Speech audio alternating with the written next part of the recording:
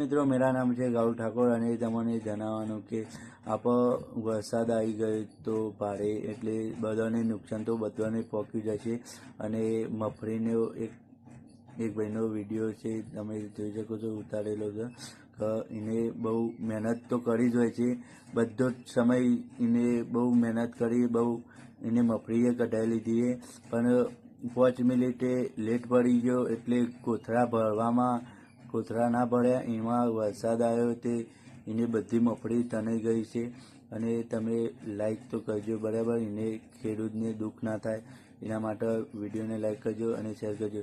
અને ખેડૂતને તમે કહેવાય છે કે તમે બધો પાક તો ખેડૂત પેલું વાવી શકે પછી નુકસાન પડે એટલે એની સિઝન ફેલ થઈ જાય છે.